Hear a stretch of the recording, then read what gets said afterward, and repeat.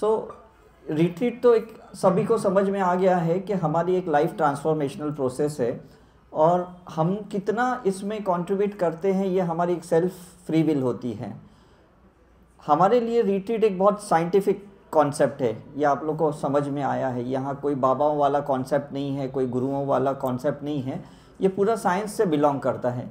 जितने लोगों के भी हमने फ़ोटो लिए हैं, हम उनको ऑरा में डेवलप करते हैं, और उसके बाद जो हमारी स्टडी स्टार्ट होती है एक एक इंडिविजुअल लेवल पे। इसलिए हम बहुत कम लोगों के साथ पर्सनल इंटरेक्शन करते हैं, बिकॉज ऑरा में सब कुछ समझ में आ जाता है, तो आपको कुछ ज़्यादा हमें पूछने की ज़रूरत नहीं होती। क्योंकि शुरू में जब मैं मेडिकल प्रैक्टिशनर था और मैं लोगों के पास बहुत बड़ी बड़ी केस टेकिंग लेता था, और जब उनके सिम्टम्स सुनता था तो काफ़ी कंट्रोवर्सीज होती थी, मतलब कॉन्ट्रडिक्शंस होते थे कि वो बोलते कुछ हैं और एक्चुअली कुछ बीमारी तो कुछ अलग ही है, कुछ समझ में नहीं आ रहा था। फॉर एग्जांपल कोई आदमी कह रहा था मुझे डिप्रेशन है, और जब उनकी समझो थायराइड की टेस्ट करवाई और थायराइड हाइपरथायराइडिज्म आया तो समझ में नहीं आ रहा था ये डिप्रेशन, ये थायराइड, ये इसका कनेक्शन कहाँ से बन गया। Is right. कोई कह रहा था भाई मेरी किडनी फेलियर है, मेरा डायलिसिस चल रहा है, और हम लोग जब उनकी चेकिंग करते हैं तो क्रिएटिनिन बढ़ा हुआ है, लेकिन समझ में नहीं आ रहा ये क्यों बढ़ा हुआ है। फिर पता चलता ये स्पिरिचुअलिटी में ऑरा के माध्यम से भाई गिल्ट बहुत डीप लेवल का है, इसलिए किडनी फेल हुई है। तो ये चीज़ें ना बहुत इजीली हमें अब समझ में आ रही है, जो हम मेडिकल साइंस में कभी नहीं समझ पाए, कि जो भी हमारे रिश्तों में अनबन है या फाइनेंशियल क्राइसिस है, स्ट्रेस है, उसके वजह से जो बायोलॉजिकली हमारे ऊपर इम्पैक्ट क्रिएट हुआ है ना, वो बहुत ज़बरदस्त है, और वो लोग सोच भी नहीं सकते, है ना। किसी का सेरोटोनिन बिगड़ा हुआ है, किसी का एंडोक्रिन बिगड़ा हुआ है, किसी के एड्रिनल ग्लैंड्स बिगड़े हुए हैं जस्ट बिकॉज वो स्ट्रेस के वजह से। किसी का पिट्यूटरी बहुत डिस्टर्ब है, किसी का पीनियल ग्लैंड बहुत डिस्टर्ब है, और उसी के वजह से ये सारे मेटाबॉलिज्म्स के सब इम्बैलेंसिंग है करके। अब उसकी आउटपुट इफेक्ट की आप ट्रीटमेंट करो या उसके कॉज की करो, या आपकी चॉइस होती है ना। एज अ मेडिकल साइंस में तो हमें कभी बताया ही नहीं गया था कि भाई ये चीज़ें ठीक करोगे तो वो ठीक हो जाएगी। हमें तो यही बताया बस उसके केमिकल को कैसे भी करके बैलेंस करना है बायोलॉजिकली और मेडिसिन के थ्रू या सर्जरी के थ्रू। लेकिन ये चीज़ें आपको समझनी होगी कि समथिंग इज़ बियॉन्ड साइंस, और वही एक्सपीरियंस करने के लिए हम रिट्रीट में आए हैं। Something is beyond science, is it right. Hindu temple में कभी भी जाओगे तो आप आइडल देखते हो, है ना कोई गॉड गॉडेस इसकी आइडल देखते हो, और मैक्सिमम लोग उससे कनेक्शन फील करते कि हाँ मुझे इस मूर्ति से कनेक्शन फील हो रहा है। लेकिन अगर आप गुरुद्वारा जाओगे या मस्जिद जाओगे तो देयर इज़ बियॉन्ड बॉडी, कुछ है ही नहीं वहाँ पे, है ना। सुबह भी जब मैं पालकी देख रहा था गुरु नानक देव की, तो कुछ है ही नहीं, बस वो एक भाव है, एक फीलिंग है, एक क्या कहते हैं, एक डिवाइन सा एक ग्रेस लाइट है जो वो ले रहे थे और वो उसको एक्नॉलेज कर रहे थे। तो don't you think that's a beyond science, is right. तो हम भी क्या है ना, इस रिट्रीट में ना धीरे धीरे थोड़े लेफ्ट ब्रेन को साइड में रखेंगे, थोड़े फिजिकल कॉन्शियसनेस को डाइल्यूट करेंगे, और थोड़े बियॉन्ड एनर्जी या बियॉन्ड बॉडी हम उसको एक्सपीरियंस करने की कोशिश करेंगे।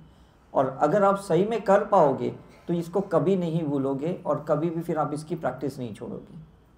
मैं 100% श्योर कहता हूँ। जितने भी पास्ट लाइफ रिग्रेशंस हमने किए हैं वो सारे बियॉन्ड बॉडीज़ हैं। ऐसा नहीं कि फिजिकली कोई हम बुलबुलैया के जैसे या कर्स मूवी के जैसे हमने फिजिकली उसको पीछे जाके देखा है, राइट।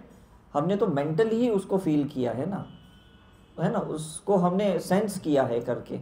तो ये चीज़ें मैं चाहता हूँ आपसे कि सही में यहाँ पे आने के बाद जो भी चीज़ें आपको सिखाई जाएगी, समझाई जाएगी, मे बी वो डाइजेस्टेबल नहीं होगी आपके लिए कि भी ये कैसे हो सकता है, ये कैसे हो सकता है, लेकिन कहीं तो है ना ये बियॉन्ड।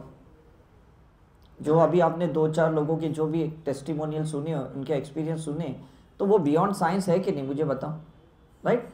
तो आज हम डॉक्टर्स भी मानते हैं, भले हम ऑफिशियली पेशेंटों को नहीं अपनी क्लिनिक पे हॉस्पिटल्स में कहते हैं, लेकिन अंदर से तो हम भी जानते हैं कि दवा का जितना काम है उससे ज़्यादा दुआओं का काम है, और दुआओं करने के लिए तो हम ऐसे जगहों पे मत्थे टेकते हैं ना, तो क्यों करेंगे, टेल मी ऑनेस्टली, क्यों करेंगे, है ना। बड़े बड़े जो संत रहते हैं वो तो ठीक है, मैं मानता हूँ वो ये सब स्पिरिचुअल एक्टिविटी करते हैं, लेकिन हर बंदा ना किसी गॉड को ना प्रे करते हुए वही एक्टिविटी करता है, जरिया अलग है। आप कर्म कांड करते हो या धार्मिक क्रिया करते हो, रिचुअल्स करते हो, जब दिल से करते हो तो वो स्पिरिचुअल हुआ, और जब फॉलो करते हो ना कोई चीज़ को तो वो रिलीजियस हुआ। तो हर एक इंसान की ना दुआएं सुनी नहीं जाती। क्यों नहीं जाती?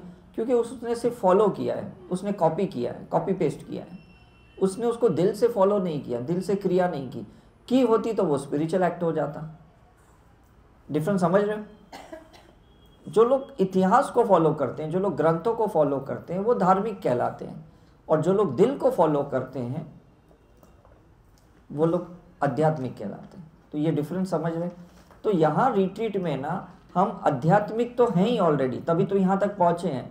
आपने इतनी जो प्रेयर की, लाइफ में जो भी आपने इतनी मन्नतें मांगी है, जो भी आपने दुआएं मांगी है, उसके वजह से तो आप यहाँ तक पहुँचे हो। लेकिन अब उसके बियॉन्ड भी तो जाना है कि नहीं? गॉड को समझ लिया, अब सेल्फ गॉड को समझने का समय आ गया है ना। राम को, कृष्ण को, गुरु नानक देव को तो हमने अच्छी तरह से समझ लिया है कुछ परसेंटेज में, लेकिन खुद को तो बिल्कुल ही नहीं समझा। तो जब हम आपको सिंबल सिखाएंगे, जब आपकी शक्तिपात करेंगे, जब आपके कुछ हम प्रोसेस कराएंगे, क्वांटम फिजिक्स करवाएंगे यहाँ पे, तो धीरे धीरे आप अपने आप को समझने लगोगे। और खुद को समझना ना, ये सबसे बड़ा अचीवमेंट है। मैं तो कहता हूँ, मैंने मेडिकल प्रैक्टिस इसलिए नहीं छोड़ी कि भाई मुझे सिर्फ रिसर्च करना था, मैंने इसलिए छोड़ी क्योंकि मुझे अपने आप को समझना था। और बहुत जल्दी मैं समझ गया कि मेरे सामने जो भी लोग हैं ना, वो मेरा ही अंश है कहीं ना कहीं। और जब मैं आपको समझता हूँ, आपके ऑरा देखता हूँ, या आपके बिहेवियर पैटर्न की मैं स्टडी करता हूँ, मुझे अपने बिहेवियर पैटर्न की समझ में आ जाती है। और जब मैं अपनी हीलिंग करता हूँ तो आप में मैं बदलाव देखता हूँ, तो वही मुझे समझ में आती है कि इंसान को किसी को बदलना नहीं है, बस अपने आप को परखना है और अपने आप में बदलाव लाना है। तो ये परखने वाला बात को सेल्फ रियलाइजेशन कहते हैं, जाति स्मरण कहते हैं, राइट। हमें काफ़ी बार क्या होता है ना, कोई चीज़ का एक लिमिट पता नहीं है। अगर मैं आपको कोई हथियार देता हूँ, बंदूक या तलवार या कुछ भी दे देता हूँ, आपका फ्री विल है, आप क्या कर सकते हो?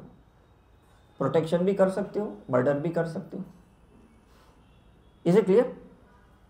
लेकिन इंसान की जब चेतना नीचे गिरती है ना, तो वो क्राइम ही करता है, और जब चेतना ऊपर है तो वो प्रोटेक्शन करता है।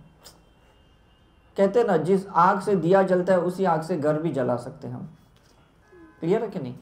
तो ये है कि यहाँ पे ना आपको ये समझ में आएगी, आपकी चेतना बढ़ेगी, आपकी अवेयरनेस बढ़ेगी, आपका होश बढ़ने वाला है यहाँ पे, कि मुझे कब किस तरह से किसी भी चीज़ का इस्तेमाल करना है। शब्दों का, वाणी का, भाव का, एक्शन का, कब कितना मुझे इस्तेमाल करना है। क्या मैं लिमिट के बाहर जा रहा हूँ या लिमिट के अंदर मैं कर रहा हूँ? और अगर मैं बाहर जा रहा हूँ तो उसका मैं क्या अनुभव ले रहा हूँ, और मुझे उसका पश्चाताप भी कैसे करना है। बिकॉज कुछ लोगों को लिमिट के बाहर जाना ही होगा कुछ अनुभव लेने के लिए, लेकिन कितनी जल्दी वापस आते हो ना, ये बहुत इंपॉर्टेंट है।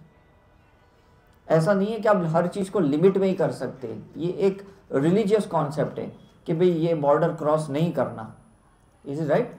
लेकिन ये बॉर्डर के पार भी तो कुछ है कि नहीं, और वो क्या है ये हमें जानने की। कुछ लोग स्कूबा डाइविंग करते हैं, तो वो करते कि नहीं? कुछ लोग स्काई डाइविंग करते हैं, कुछ लोग पैराग्लाइडिंग करते हैं। तो ये बियॉन्ड समथिंग है जो बॉडी के अंदर का फियर निकालने के लिए प्रोसीजर्स है। ठीक है कि नहीं? तो हमारा जो अटैचमेंट एक गुरु के साथ है, हमारा अटैचमेंट जो गॉड गॉडेसेस के साथ है या रिलीजन के साथ है, उसको भी अगर बियॉन्ड एक्सपीरियंस करने जाओ तो वो स्पिरिचुअलिटी से ही पॉसिबल रहेगा, अदरवाइज पॉसिबल नहीं होगा। ये 101% है। ठीक है कि नहीं? हम कथाएं कितनी भी सुने, कीर्तन कितना भी करें, उससे एनर्जी बढ़ जाएगी, वाइब्रेशंस बढ़ जाएंगे, तरंगे आ जाएगी आपके अंदर, लेकिन चेतना नहीं बढ़ने वाली, कॉन्शियसनेस कभी नहीं बढ़ेगी। ये चीज़ ध्यान में रखना।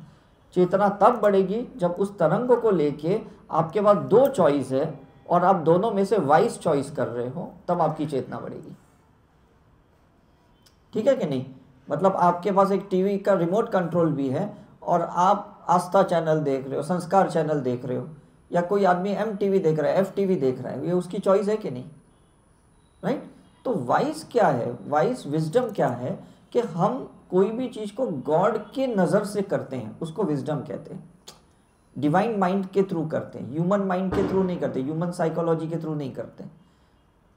तो अभी जो हम भाषा की बात कर रहे हैं ना, जो मैं हिंदी में बोल रहा हूँ आप समझ रहे हो, ये ह्यूमन क्रिएटेड है, गॉड क्रिएटेड हिंदी लैंग्वेज थोड़ी है। तो गॉड क्रिएटेड लैंग्वेज क्या है? दैट्स अ लाइट लैंग्वेज जो हम सिंबल्स के जरिए सिखाते हैं, जिसको हम सिंबॉलिज्म कहते हैं। तो there is a combination called religion and symbolism, एक धार्मिक एक आध्यात्मिक क्रिया, ठीक है कि नहीं? तो जब आप ये 2 दिनों में सीखोगे, ये सिंबल सीखोगे, ये इसकी प्रैक्टिस करोगे, तब आपको भगवान की भाषा समझ में आएगी, उनके साथ कम्युनिकेशन आपका ईजी हो जाएगा।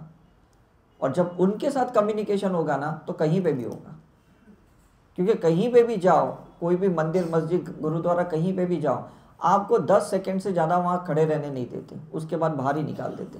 और आपका लगता है अरे अधूरा हुआ, मैं तो 2 घंटे लाइन में खड़ी थी, मैं तो 10 घंटे से ट्रैवल किया, मुझे तो इतना समय नहीं मिला जितना मुझे चाहिए था। तो उतना समय इनफ था जैसे कनेक्शन के लिए। उसके बाद तो बाहर आके जो भी आपको स्पिरिचुअल प्रोसीजर करनी है वो करो आप, लेकिन आएगी तो करोगे ना। नहीं तो पंडित पुरोहित पे डिपेंड रहोगे, कोई पंडित मिला उससे हवन यज्ञ पूजा कराओगे, आपका क्या रोल है मुझे बताओ? आपको तो कुछ भी नहीं आती। तो ये चीज़ें हम क्यों यहाँ सिखाते हैं कि कहीं पे भी जाओ, आपके पास जितना एक्स्ट्रा समय है, उस एक्स्ट्रा समय में स्पिरिचुअल प्रोसीजर करना है। आपको खुद के लिए करना है, कनेक्टेड सोल्स के लिए करना है, आप जिनके लिए भी बहुत कंसर्न हो, बहुत वरीड हो, उनके लिए करना है। और जो चीज़ आप हासिल करना चाहते हो, उसको हासिल करने के लिए ना कुछ आपके पास शक्तियाँ चाहिए, कुछ ज्ञान चाहिए, कुछ नॉलेज चाहिए, है ना। और वो नॉलेज जब आपको मिलता है, राइट नॉलेज मिलता है, राइट टाइम पे मिलता है और राइट लाइट मिलती है, तब जाके वो चीज़ें मैनिफेस्ट होती है। ऐसी चीज़ें नहीं होती। जैसे पर्टिकुलर एंटीबायोटिक होती है ना, कि ये बैक्टीरिया के लिए ये एंटीबायोटिक होती है, इज इट राइट? वो उसी को काम करती है। तो इसी तरह से जो रिलीजियस चीज़ें होती है ना, वो क्रोसिन के जैसे होती है। वो एक जनरल पेन किलर है, सब पेन को काम आती है। लेकिन जो स्पेसिफिक मेडिसिन होती है ना, वो स्पिरिचुअल मेडिसिन होती है, जिसको हम एनर्जी मेडिसिन कहते हैं।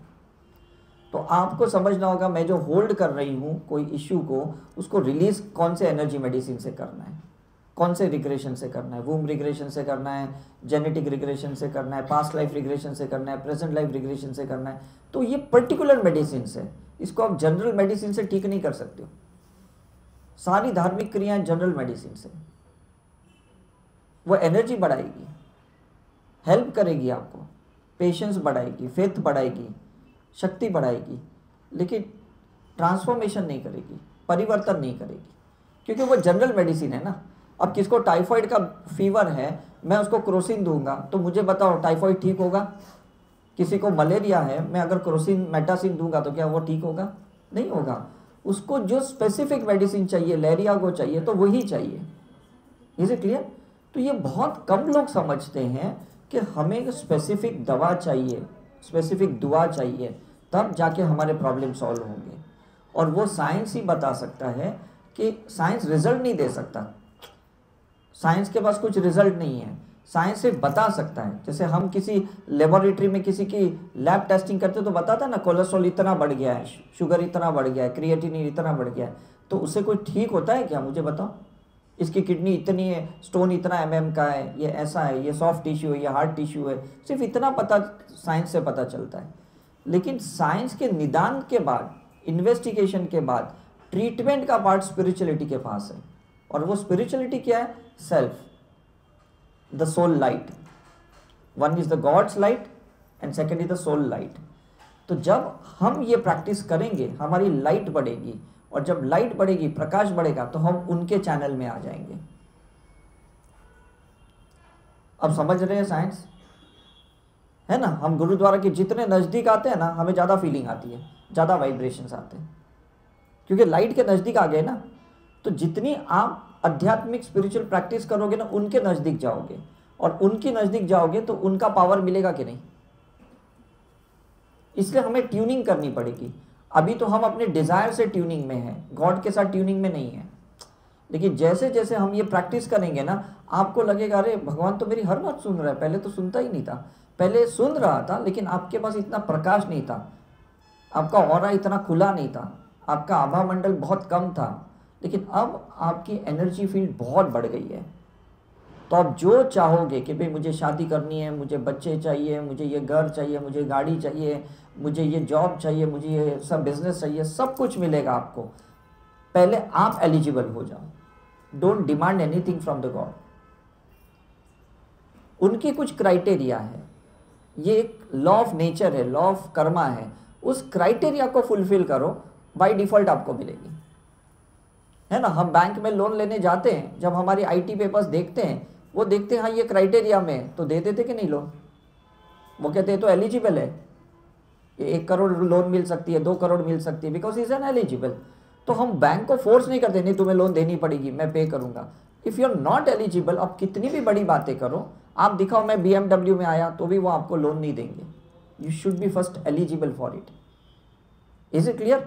हम सर्जन्स भी तब सर्जरी करते हैं जब आप एलिजिबल हो, जब MD फिटनेस देते हैं कि भाई इसका शुगर ठीक है, इसका हेमोग्लोबिन ठीक है, इसकी इम्यूनिटी अच्छी है, तब सर्जन ऑपरेट करते। अदरवाइज सर्जन हाथ भी नहीं लगाएंगे आपको।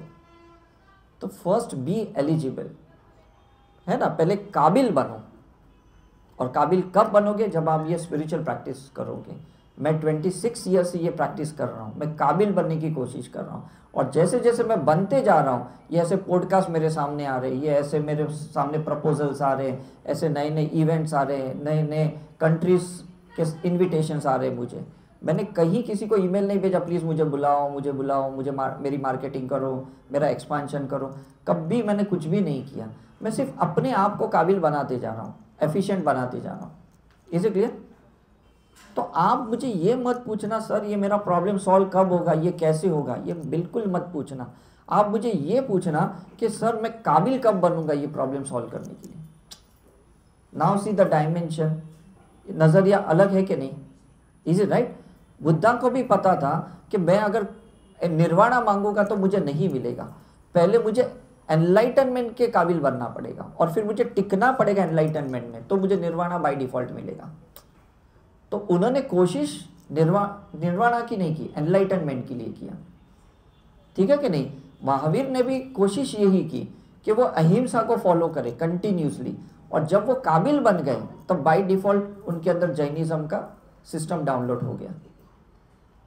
Is it clear? तो पहले काबिल बन जाओ आप। आपका मोबाइल अगर 2G का है, आप सिम 4G का लेके आते हो, तो ये चलेगा मोबाइल? नेटवर्क मिलेगा? मुझे बताओ।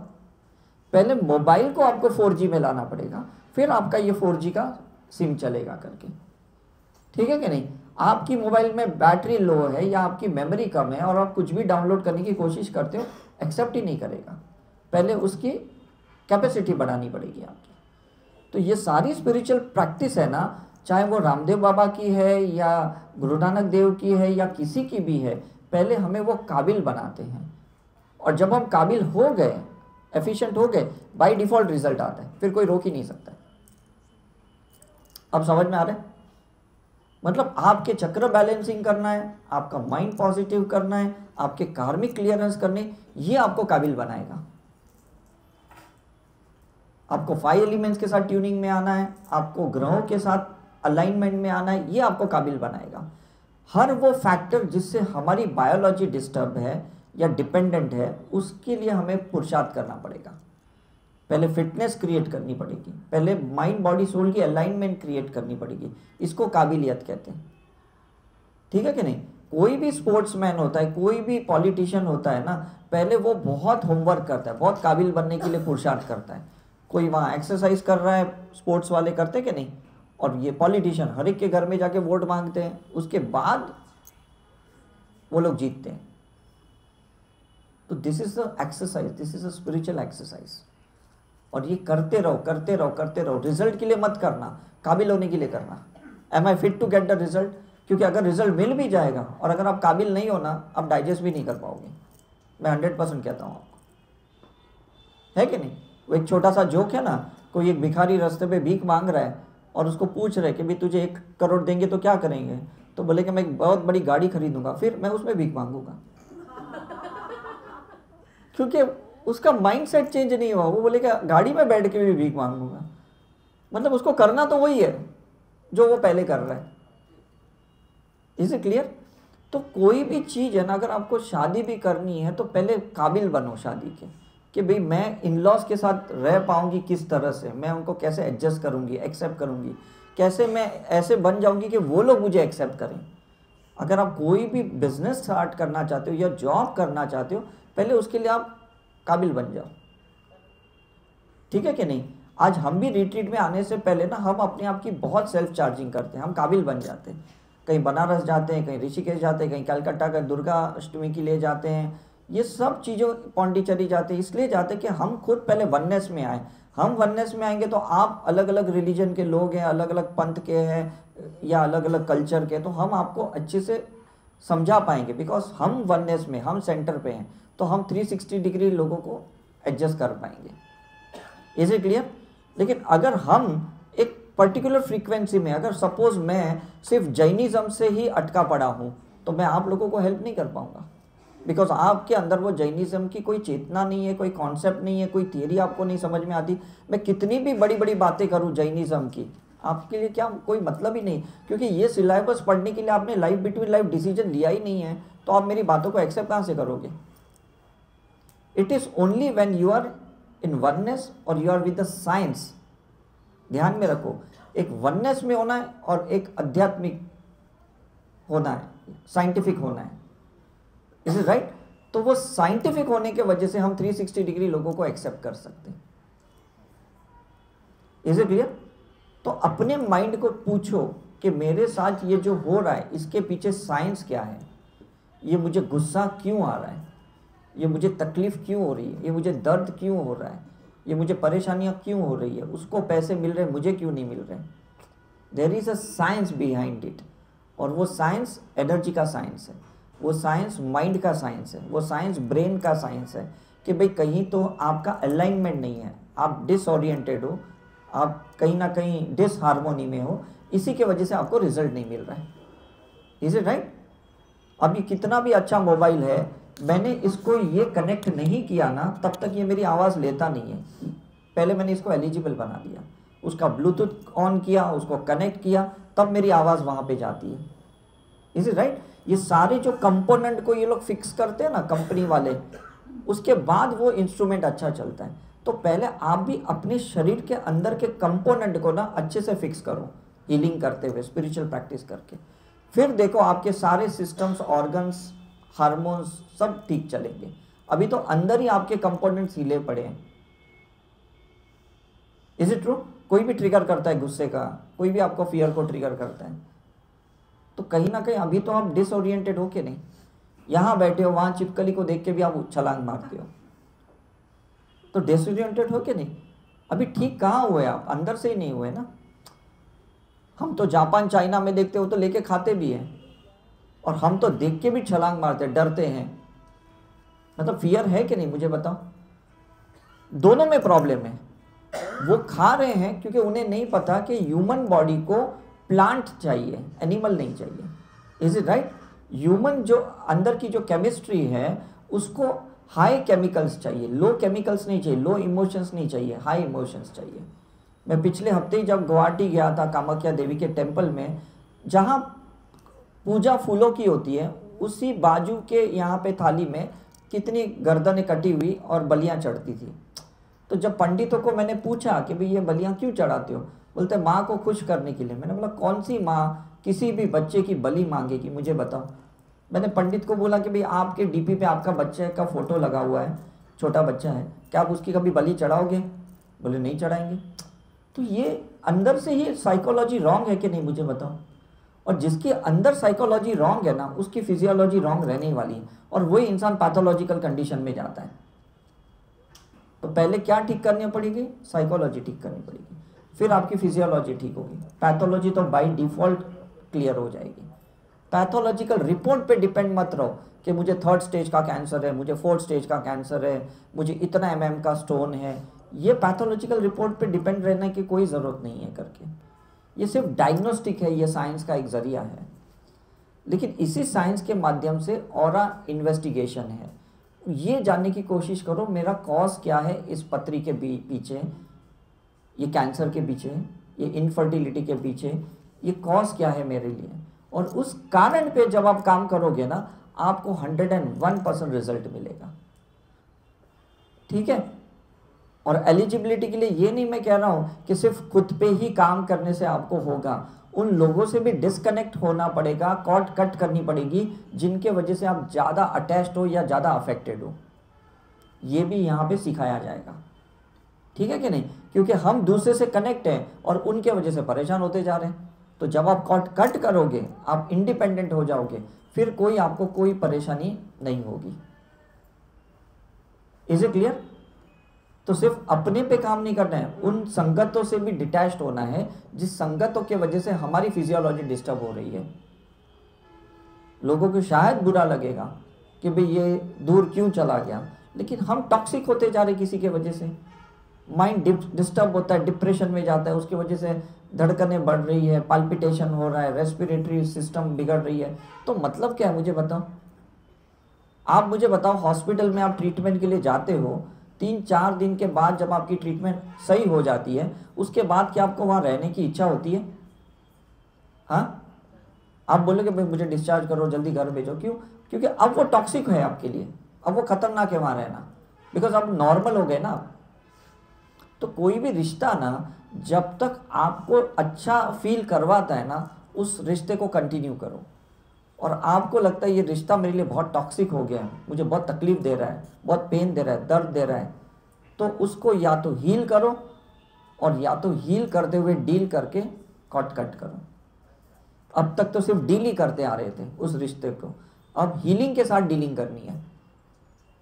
डिफरेंस है यहाँ पे, है ना? चाय में शक्कर ज़्यादा है तो शक्कर निकाल नहीं सकते, हम दूध ज़्यादा डालते हैं, पानी ज़्यादा डालते हैं, तो बाय डिफ़ॉल्ट वो डाइल्यूट हो जाती है शक्कर, है ना? तो जो कर्म आपने कर लिए हैं अज्ञानता के वजह से या अहंकार के वजह से, उसको आप रिवर्स में नहीं ले सकते। लेकिन अब जब आप स्पिरिचुअल प्रैक्टिस करोगे तो बाय डिफ़ॉल्ट वो डाइल्यूट हो जाएगी। तो उसके लिए बुरा नहीं लगाना है, अरे ये मैंने ऐसे क्यों किया, मैंने गलती क्यों करी, है ना? हम सब ऐसे तो सीखते हैं, इसलिए कहते हैं ना, mistakes makes the man perfect. और गलतियां ही नहीं करोगे तो परफेक्शन तो कभी आएगी नहीं आपकी। मैं मुंबई में इतनी बार शूट के लिए जाता हूँ क्योंकि हमारे एरियाओं में बहुत शूटिंग चलते हैं। जब मैं 10th में था तभी भी मैंने मिस्टर इंडिया की शूटिंग देखी, उसके बाद भी मैं जाते रहता हूँ।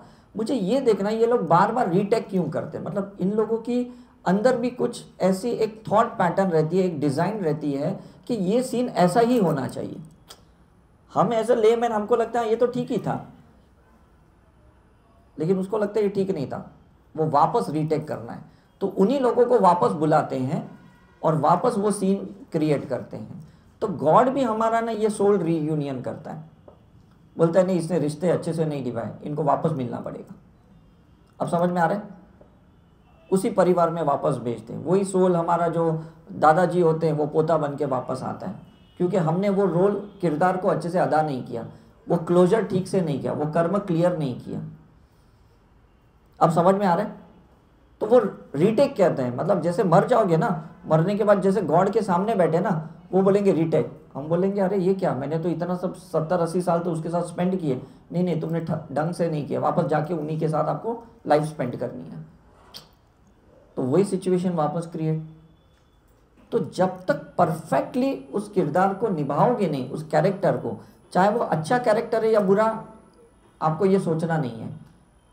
ऐसे मत सोचो हीरो हीरोइन को ही अच्छे अवार्ड मिलते हैं, गब्बर सिंह को भी तो मिले कि नहीं, मोगैम्बो को भी मिला कि नहीं, इज इट राइट?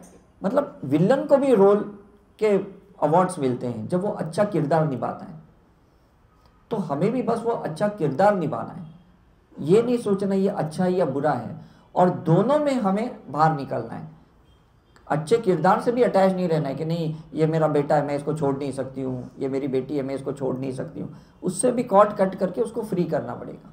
ये मेरा अच्छा जॉब है मैं छोड़ नहीं सकती, ये मेरा अच्छा बॉस है मैं इसको छोड़ नहीं सकती, ऐसा कुछ भी नहीं है। वो एक समय के लिए आपको किसी से मिलाया जाता है और उसके बाद आपको उससे बाहर निकलना ही निकलना है। Is it clear? नहीं तो वो चीज़ें क्या है, टाइम वेस्ट करेगी आपका, तो फ़ायदा क्या है उसमें? तो आप रीटेक नहीं सोच सकते हो, रीटेक तो वो क्योंकि वो डायरेक्टर है ना,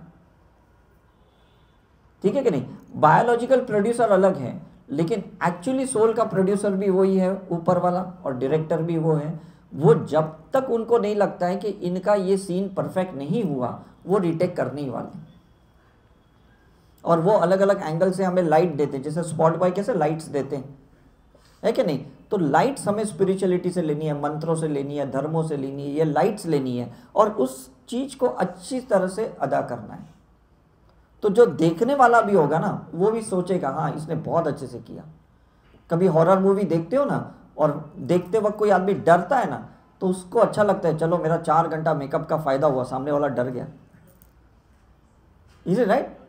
तो वो अपने आप को भयानक दिखाना नहीं चाहता, वो अपने कैरेक्टर को जस्टिफाई करना चाहता है।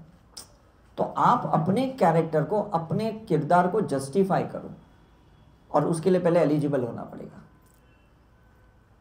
Is it right? हम लोग देखते हैं हमारे वर्सोवा की एरिया में ना, जहाँ पे अंधेरी में मैं रहता हूँ, शाम के टाइम पे अगर मैं गार्डन में जाता हूँ वॉक करने के लिए, इतने लोग स्क्रिप्ट पढ़ते रहते हैं, इतने लोग, मतलब क्योंकि उनका ऑडिशन होता है, ये सब करते हैं।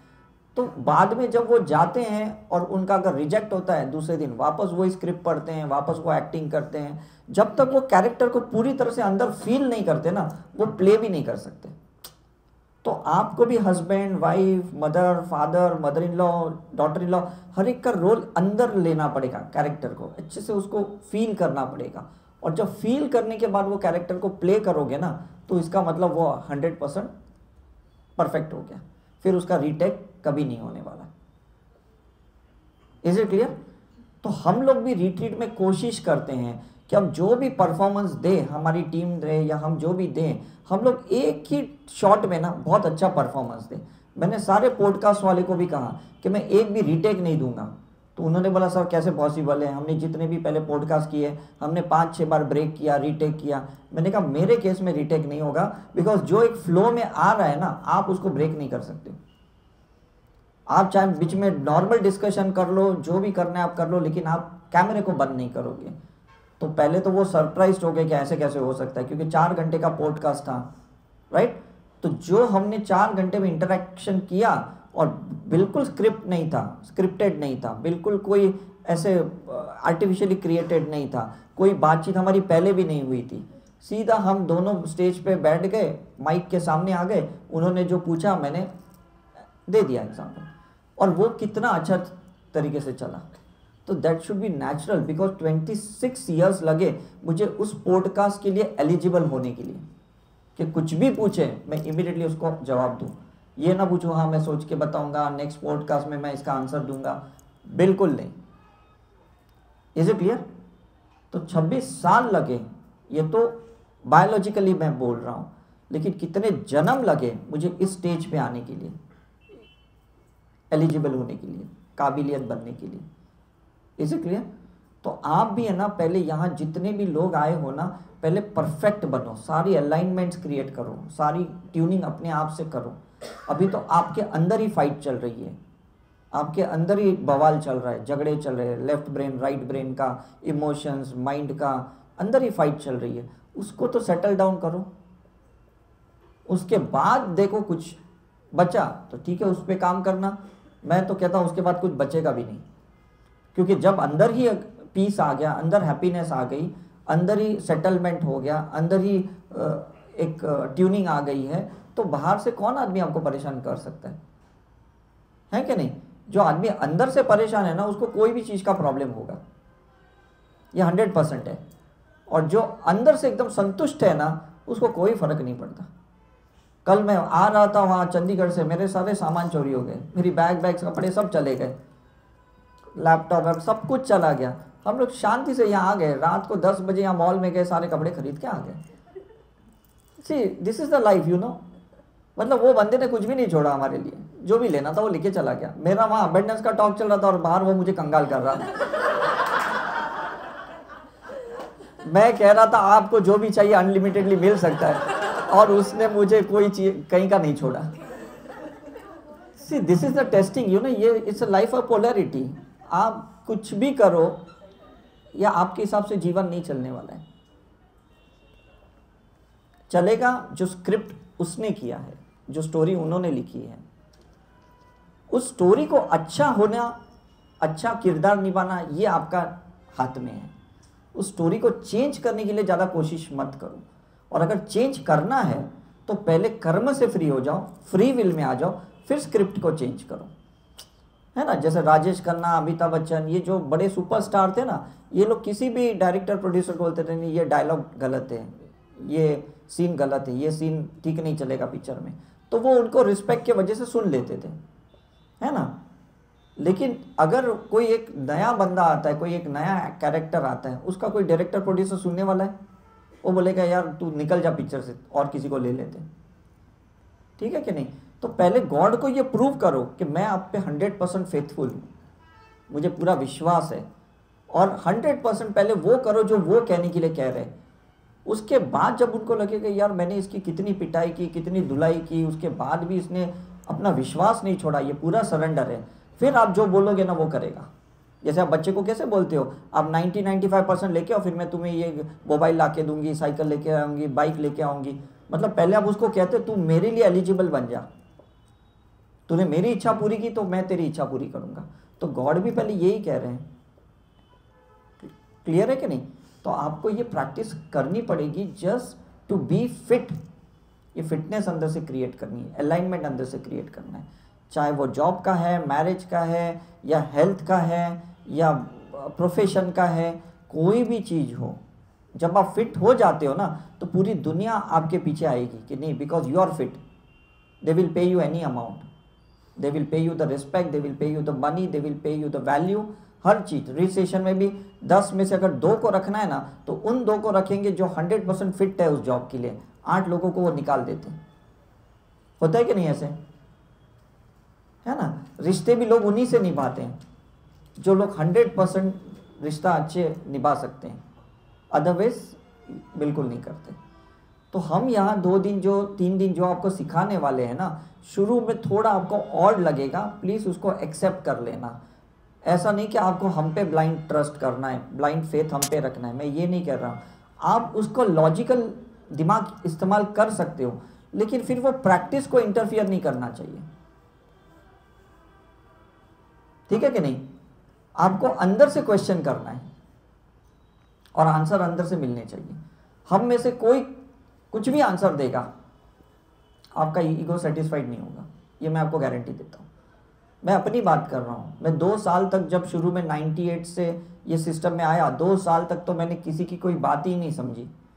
वो कितना भी अच्छा आंसर दे रहा था, मेरा गुरु, मेरा टीचर, मेरे मास्टर, मैं कहता नहीं ये ऐसा थोड़ी हो सकता है, ऐसा थोड़ी हो सकता है, बगैर दवाई के थोड़ी कोई ठीक हो सकता है कि नहीं। सिंबल से थोड़ी सर्जरी होती है, ऐसे थोड़ी बैठे बैठे किसको भी पास्ट लाइफ में ले जा सकते। Means I used to doubt, लेकिन जब मुझे अनुभव हुआ तो मेरे सारे डाउट खत्म हो गए, और फिर सही में उस दिन से जो मैंने इस सिस्टम को स्टार्ट किया, मैंने आज तक कभी बंद नहीं किया। अब मुझे किसी से कोई क्वेश्चन ही नहीं रहा, चाहे मैं सदगुरु को मिला हूँ, या ब्रह्म कुमारी की दादियों को मिला हूँ, या दादा भगवान के दीपक भाई को, नीरू माँ को, किसी को भी मैं मिला हूँ ना, मुझे अभी डाउट आता ही नहीं है। मैं समझ जाता हूँ ये लोग जो भी करते हैं ना, ये बेस्ट करते हैं। हम इसमें से कितना बेस्ट कर सकते हैं ना, ये हमारी चॉइस है, इन पे हम डाउट कर ही नहीं सकते। ये लोग सारे गॉड के मैसेंजर्स हैं। कुंभ के जो नागा साधु भी है ना, जो एकदम साइलेंटली बैठे रहते हैं ना, ये भी टॉप लेवल के मैसेंजर्स हैं गॉड के। भी शांति से भी कैसे बैठा जा सकता है, पूरी जिंदगी without gender discrimination and without speaking any word ये लोग जिंदा रहते हैं। मतलब कितनी अजीब सी बात है कि नहीं। कोई मुनि बाबा होते हैं, कोई हिमालय पे साधु होते हैं, कितने तप करते हैं, कितने एक्सट्रीम क्लाइमेट पे रहते हैं। तो ये चीज़ें क्यों कर रहे हैं? Just to please the god, भगवान को खुश करने के लिए ये सब करते हैं। तो आप भी ये जो प्रैक्टिस करोगे तो you will make God happy, और जब वो खुश हैं तो वो डेफिनेटली आपकी इच्छा पूरी करेंगे, क्योंकि जिस पर्पस के लिए आपको भेजा गया है वो पर्पस आपको पूरा करना है। फिर उसमें अच्छा बुरा कुछ भी नहीं देखना है कि भाई मैंने वो किरदार अच्छे से निभाया कि नहीं। दैट इज़ वेरी इंपॉर्टेंट, है ना। कभी बच्चे को डांटते हो तो डांट के वजह से बच्चा थोड़ा डिसिप्लिन में रहता है, भले किचन में जाके रोते भी हो कि यार मैंने क्यों डांट दिया बच्चे को, लेकिन वो डांट ज़रूरी होती है कि नहीं, है ना। आपको भी माँ बाप ने बचपन में बहुत डांटा होगा, तब बुरा भी लगा होगा कि ये तो मेरे दुश्मन ही है, बाहर से तो ये वाले दुश्मन खतरनाक है, लेकिन जब आप बड़े होते तो आपको याद आता है कि उस डांट के वजह से मैं कितना अच्छे से मेरे संस्कार हुए। Is it clear? तो गॉड भी जो सिचुएशन में आपको डाल रहे हैं ना, वो आपको रिफाइन करने के लिए, वो आपको और क्लैरिटी देने के लिए, या आपको और स्पिरिचुअल बनाने के लिए प्रॉब्लम दे रहे हैं। उनको आपको प्रॉब्लम दे के क्या मतलब है? कल मैं सोच रहा था कि ये चोरी कैसे हुई, है कि नहीं, और उसी टाइम पे मैं वहाँ टॉक भी दे रहा था कि गॉड टेररिस्ट को भी रुकाते नहीं हैं, और वही टाइम पे मेरी चोरी हुई। मतलब मेरे अंदर से वाणी भी निकल रही थी जब लोग ऐसे मेरे सामने बैठे थे, और वो टाइम भी मैंने देखा कि वही टाइम पे ये चीज़ें हो रही है करके। तो फिर कल रात से मैं ऐसे हीलिंग कर रहा था कि वो चीज़ें मुझे वापस कैसे मिले। और पिछले 10 ट्रिप में मैंने कोई भी एप्पल का एयर टैग उस मेरे सामान में नहीं डाला। कल मैंने पहली बार वो सामान के अंदर डाला, और मैं ट्रैक कर रहा हूँ कि मेरा सामान है कहाँ। मैंने पुलिस वाले को उसको पूरा दे दिया कि भाई ये मेरा सामान ही है, आप जाके कैसे भी उनको देखो और वहाँ से मेरा सामान निकालो। सी, ये कैसी है कि टेक्नोलॉजी और स्पिरिचुअलिटी साथ साथ में चलनी चाहिए। ये नहीं कि सिर्फ आप सिंबल्स डाल रहे हो, दुआएं कर रहे हो, प्रेयर कर रहे हो, लेकिन आज साइंस की टेक्नोलॉजी के थ्रू दुनिया चल रही है। Is it right? जितनी टेलीपैथी चलती है ना, इतनी तरंगे भी चलती है, इतनी इलेक्ट्रॉनिक्स भी चलती है, इतने इलेक्ट्रॉन्स भी चल रहे हैं। तो दोनों चीज़ें आपकी साथ साथ में चलेगी ना, तो बहुत मज़ा आएगा। इसलिए हम ऑरा साइंस से रिट्रीट स्टार्ट करते हैं, और ऑरा की इमेज से हम रिट्रीट को ख़त्म करते हैं, ताकि हमें लास्ट में पता चले कि कितने इलेक्ट्रॉन्स आए थे आप लेके, और जाते वक्त कितने फोटॉन्स या प्रोटॉन्स लेके जा रहे हो। इसलिए अंधेरे में नहीं रखना चाहते कि नहीं हमने बोला तो ये सिंबल का इस्तेमाल करो, हमने कहा तो ये ठीक है। आप बोलोगे मुझे तो कुछ फील नहीं हुआ, मुझे तो कुछ पास्ट लाइफ में नहीं दिखा। आपको भले नहीं दिखा, आपको भले नहीं समझा, साइंस के ऑरा को तो समझा कि नहीं, एनर्जी को तो समझा कि नहीं। Is it clear? ये इंपॉर्टेंट है। आपने आज तक अपनी किडनी कहाँ देखी, आपने लिवर कहाँ देखा है, स्प्लीन कहाँ देखी है, तो भी आप उसके साथ जी रहे हो कि नहीं। आपने अपना ब्रेन कहाँ देखा है, देखा है किसने? कल खोल के देखना तो किचन में जाके चाकू लेके मैं मेरा ब्रेन देखना चाहता हूँ ये कैसे काम करता है। नहीं दिखाएंगे, ऊपर वाला नहीं दिखाएगा। मरने के बाद भी हम जलाया जाता है, दफनाया जाता है, लेकिन वो दिखाया नहीं जाता कि अंदर हम कितना गिल्ट लेके बैठे, एंगर लेके बैठे। लेकिन जब हमारा रीबर्थ होता है ना, पुनर्जन्म होता है, वो चीज़ें बाय डिफ़ॉल्ट डाउनलोड हो जाती हैं, उसी गिल्ट से, उसी एंगर से, ईगो से, और उसको डिसॉल्व करते करते उसको शून्य करना पड़ता है। Is it clear? तो मुझे लगता है काफ़ी आंसर्स आप लोग को आज मिल गए हैं इस टॉक में, और आने वाले और इस 2 दिन में बहुत कुछ आपको समझ में आएगा, बहुत कुछ सीखने को मिलेगा। जस्ट ओपन माइंडेड रहो। ये छोटी छोटी चीज़ों पे आप परेशान मत हो कि ये मेरा रूम पार्टनर क्यों है, ये कमरा क्यों है, ये छोटा क्यों है, ये बड़ा क्यों है। ये कोई चीज़ मायने रखती नहीं जब आप सोल लेवल की एजुकेशन लेने यहाँ पे आए हो, हॉनेस्टली स्पीकिंग, है ना। मैं लॉकडाउन के वक्त जब केदारनाथ गया था तो उन्होंने मुझे कहा कि भाई यहाँ कमरे कोई नहीं मिलेंगे, लेकिन मेरी एक इच्छा थी कि मैं मंदिर के वहीं कहीं रहूँ। तो हम बाहर ही ऐसे पूरी रात भर ठंड में बैठ के वहाँ हमने रात बिताई करके, जस्ट हमें अपनी इच्छा पूरी करनी थी। उन्होंने कहा वो द्वार खुलेगा नहीं, आपको दर्शन नहीं होंगे। हमने बोला कुछ नहीं होने दो, हम तो बाहर रहेंगे कैसे भी। और अभी भी रिसेंटली मैं वापस केदारनाथ गया, मैं 3 दिन वहाँ रहा, लेकिन वहाँ पे इतना मौसम ख़राब था कि ना हम आगे जा पाए ना पीछे जा पाए, तो हमारे बगैर दर्शन के हम वापस आ गए। लेकिन एक इच्छा थी कि बस वहाँ तक हम पहुँचे जहाँ तक अलाउड है। Is it right? हर बार आपको रिजल्ट नहीं मिलने वाला है, कुछ चीज़ें बगैर रिजल्ट के भी आपको बाहर आना पड़ेगा। ऐसे मत सोचना यहाँ पे आए हो तो बस आपको रिजल्ट मिल के ही लेके जाओगे, ऐसा कुछ नहीं होता। वो भी आपकी टेस्टिंग होगी। जैसे केदार बाबा ने हमारी टेस्टिंग ली, 3 दिन हम वहाँ पे बीच में एक होटल में रोज एक्सटेंड करते करते रुके। लास्ट में समझ में आ गया कि ये तो जल्दी खुलेगा नहीं, तब हम वापस आ गए करके। तो इतनी सालों की हीलिंग के बाद भी ऐसा नहीं कि हमें रिजल्ट मिल रहा है, लेकिन कहीं हमारी परीक्षा भी हो रही है। तो आपकी भी परीक्षा होगी, तो उसमें घबराना नहीं कि भाई मैंने ये की और मुझे रिजल्ट नहीं मिला, मुझे प्रैक्टिस छोड़नी चाहिए। काफ़ी लोग पुराने छोड़ चुके हैं प्रैक्टिस, लेकिन फ़ायदा क्या हुआ मुझे बताओ, है ना। कोई भी खाना आपकी थाली में आया, वो अगर आपको टेस्ट पसंद नहीं है, आपने खाना जूठा छोड़ दिया, खाने को कोई थोड़ी फ़र्क पड़ने वाला है, बर्तन को थोड़ी फ़र्क पड़ने वाला है। फ़र्क किसको पड़ेगा? आपको, क्योंकि आपका पेट खाली रह गया। तो एडजस्ट करना सीख लो विदाउट दैट रिजल्ट, और जो भी आपको सर्व किया गया, जो भी आपके सामने आया है, उसको पूरी तरह से स्वीकारना सीख लो। लेकिन स्वीकारने से पहले उसको समझना सीख लो कि ये है क्या। नहीं तो आप सुपरस्टिशियस बन जाओगे कि नहीं बस मुझे, अंधविश्वासी बन जाओगे, है कि नहीं, बस मुझे ऐसे ही स्वीकारना है। First understand the science.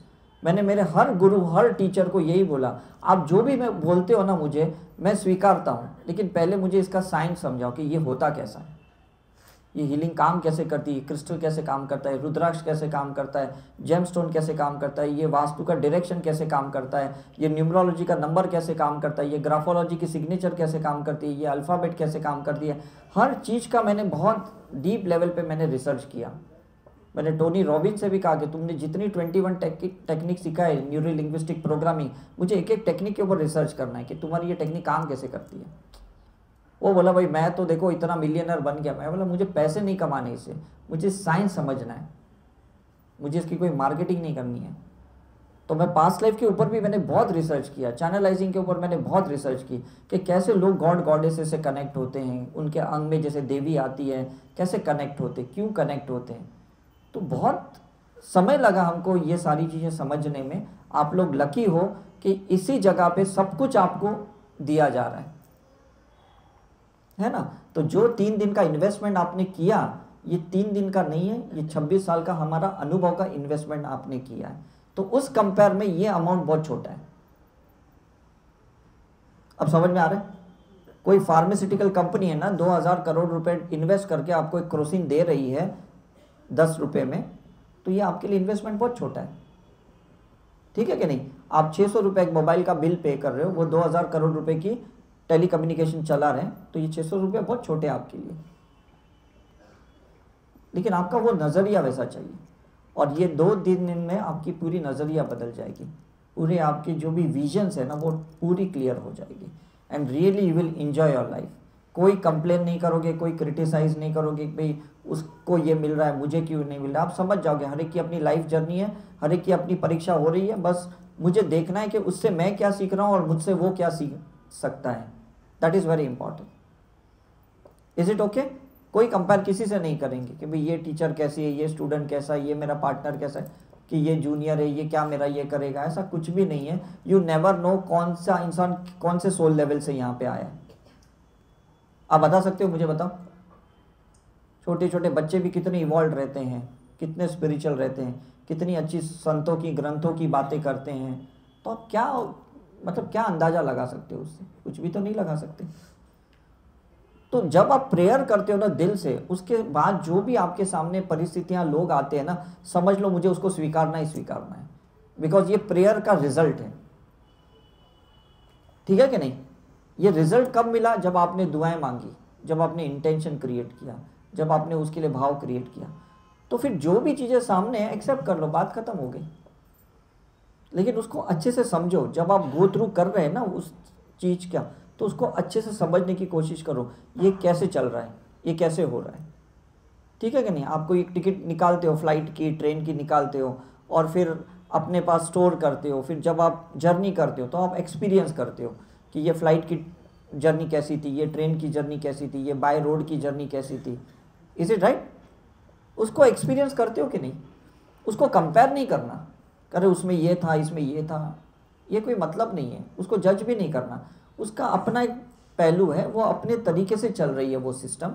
उस सिस्टम को बहुत अच्छे से समझने की कोशिश करो कि फ़्लाइट के अंदर स्पेस देते हैं इसलिए पैसे ज़्यादा लेते हैं, वहाँ वॉशरूम बहुत ढंग के रहते हैं, एकदम क्लीन रहते हैं इसलिए पैसे ज़्यादा लेते हैं, वहाँ चीज़ें इस्टेब्लिश बहुत महंगी होती है इसलिए पैसे ज़्यादा लेते हैं।